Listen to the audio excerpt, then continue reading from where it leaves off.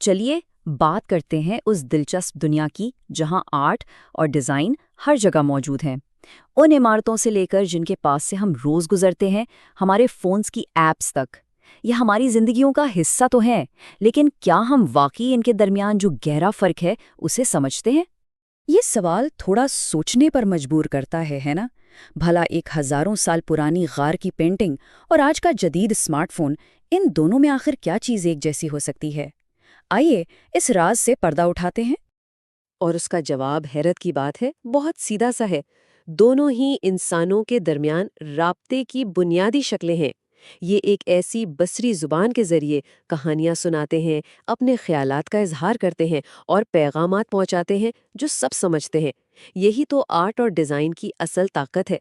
ذرا سوچیں، ایک طرف ایک خوبصورت پینٹنگ ہے جو آپ کے اندر جذبات جگاتی ہے، اور دوسری طرف وہ کرسی جس پر آپ آرام سے بیٹھیں۔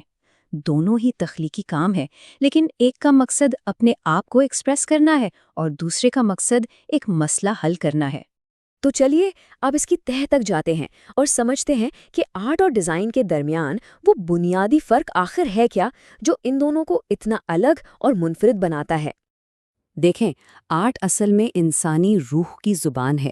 جیسے غاروں کی پینٹنگز ہمارے پرخوں کی کہانیاں سناتی تھیں، ویسے ہی آج کا آرٹ بھی ہمیں جذبات کی دنیا میں لے جاتا ہے اور ہمیں چیزوں کو ایک نئے زاویے سے دیکھنے پر مجبور کرتا ہے۔ اس کی اصل خوبصورتی اس کی تشریح میں ہے۔ ہر کوئی اسے اپنے طریقے سے سمجھتا ہے۔ اور اب آتے ہیں ڈیزائن کی طرف۔ ڈیزائن کا مقصد بالکل صاف ہوتا ہے، کسی مسئلے کو حل کرنا۔ ایک آرام دہ کرسی، ایک آسانی سے استعمال ہونے والی ویب سائٹ یا ایک ایفیشنٹ سمارٹ فون، یہ سب بہترین ڈیزائن کی مثالیں ہیں جہاں خوبصورتی اور کام دونوں ایک ساتھ چلتے ہیں۔ یہاں دیکھیں تو فرق بالکل واضح ہو جاتا ہے۔ ایک طرف آرٹ ہے جو کیوں کا سوال اٹھاتا ہے، ہمیں ایسا کیوں محسوس ہو رہا ہے۔ دوسری طرف ڈیزائن ہے جو کیسے پر فوکس کرتا ہے، یہ مسئلہ کیسے حل ہوگا۔ ایک آپ کو سوچنے پر اکساتا ہے، دوسرا آپ کو عمل کرنے میں مدد دیتا ہے۔ تو کوئی بھی شاہکار بنتا کیسے ہے؟ اسے سمجھنے کے لیے ایک سادہ سی مثال لیتے ہیں۔ جیسے کچن میں کوئی ڈش بنائی جاتی ہے، جس طرح ایک مزیدار کھانے کے لیے کچھ اجزاء اور ایک ترکیب کی ضرورت ہوتی ہے، بالکل اسی طرح کسی بھی بصری کام کے لیے بھی کچھ بنیادی عناصر اور اصول ضروری ہیں۔ چلیے پہلے اجزاء کی بات کرتے ہیں جنہیں ہم فن کے عناصر کہتے ہیں۔ یہ وہ بنیادی بصری اوزار ہیں جیسے لائن، شکل، رنگ، جن سے کوئی بھی تصویر یا ڈیزائن بنتا ہے۔ یوں سمجھیں کہ یہ بصری زبان کی الف بے ہے۔ ذرا سوچیں، ایک تیز لکیر حرکت اور توانائی کا احساس دیتی ہے، یا کوئی گرم رنگ جیسے لال خوشی اور جوش پیدا کرتا ہے۔ شکلیں ایک ڈھانچہ بناتی ہیں اور بناوٹ کسی چیز کو چھونے کا احساس دیتی ہے۔ یہ وہ بنیادی اوزار ہیں جن سے ہر تخلیق کار اپنا جادو جگاتا ہے۔ اب جب ہمارے پاس اجزاء ہیں تو باری آتی ہے ترکیب کی۔ اگر عناصر بصری حروف ہیں تو ڈیزائن کے اصول وہ گرامر ہیں جو ان حروف کو جوڑ کر بامعنی جملے بناتے ہیں۔ یہ وہ اصول ہیں جو کسی بھی کام کو مؤثر اور دلکش بناتے ہیں۔ بیلنس سے چیزوں میں ایک ٹھہراؤ اور سکون نظر آتا ہے، جبکہ کنٹراسٹ فوراً توجہ کھینچتا ہے۔ زور اس بات کو یقینی بناتا ہے کہ نظر سب سے اہم چیز پر پڑے، اور اتحاد ہر چیز کو ایک مربوط کہانی میں جوڑ دیتا ہے۔ ٹھیک ہے، تو اب ہم نے یہ بنیادی اصول تو سمجھ لیے، لیکن سوال یہ ہے کہ اصل دنیا میں ان کا کام کیا ہے؟ کیونکہ آرٹ اور ڈیزائن صرف گیلریوں اور اسٹوڈیوز تک محدود نہیں ہے۔ یہ ہمارے معاشرے، ہماری ثقافت اور ہماری زندگیوں کو ہر روز ایک نئی شکل دیتے ہیں۔ یہاں ہم دیکھ سکتے ہیں کہ آرٹ کیسے ہماری ثقافتی پہچان بناتا ہے اور سماجی مسائل پر ایک طاقتور آواز بن کر ابھرتا ہے۔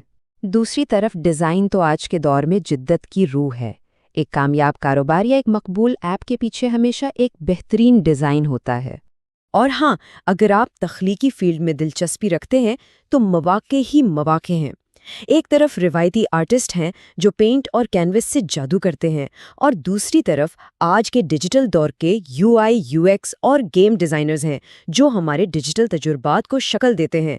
آج تخلیقی لوگوں کی مانگ پہلے سے کہیں زیادہ ہے۔ چلیے اب اپنے سفر کے آخری حصے کی طرف چلتے ہیں اور دیکھتے ہیں کہ ٹیکنالوجی تخلیقی صلاحیتوں کے مستقبل کو کس طرح ایک نئی شکل دے رہی ہے۔ یہ ٹائم لائن ایک پوری کہانی سناتی ہے۔ آرٹ اور ڈیزائن ہمیشہ انسانی تہذیب کے ساتھ ساتھ چلے ہیں۔ غاروں کی پینٹنگ سے لے کر جو ہمارے آباء و اجداد کی زندگی دکھاتی تھیں، آج کی مصنوعی ذہانت تک جو نئے بصری جہان تخلیق کر رہی ہیں، ہمارے اظہار کے طریقے ہمیشہ ٹیکنالوجی کے ساتھ بدلتے رہے ہیں۔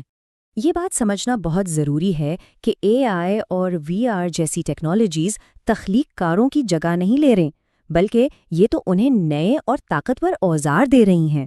یہ ان کے تخیل کو وہ پرواز دے رہی ہیں جس سے وہ کچھ ایسا تخلیق کر سکتے ہیں جو پہلے صرف خوابوں میں ہی ممکن تھا۔ لیکن سب سے اہم نکتہ یہی ہے، ٹیکنالوجی چاہے کتنی بھی آگے چلی جائے، وہ صرف ایک ٹول ہے۔ جو گہرائی، جو جذبہ اور جو کہانی ایک انسان اپنے کام میں ڈال سکتا ہے، اس کی جگہ کوئی نہیں لے سکتا۔ انسانی تخلیقی صلاحیت ہمیشہ سب سے اوپر رہے گی۔ تو آخر میں بس اتنا یاد رکھیں کہ تخلیقی صلاحیت ہر جگہ ہے، اس شہر کے ڈیزائن میں جس میں ہم رہتے ہیں، اس ایپ کی سادگی میں جسے ہم روز استعمال کرتے ہیں، اور اس پینٹنگ کی خوبصورتی میں جو ہمیں گہرائی سے متاثر کرتی ہے۔ اور میں اس گفتگو کو اس سوال پر ختم کرنا چاہوں گا، جیسے جیسے مشینیں تخلیق کرنا سیکھ رہی ہیں، انسانی اظہار کا کردار کیا ہوگا؟ یہ ایک ایسا سوال ہے جو نہ صرف آرٹ اور ڈیزائن کے مستقبل، بلکہ ہماری اپنی انسانیت کے مستقبل کی بھی شکل دے گا۔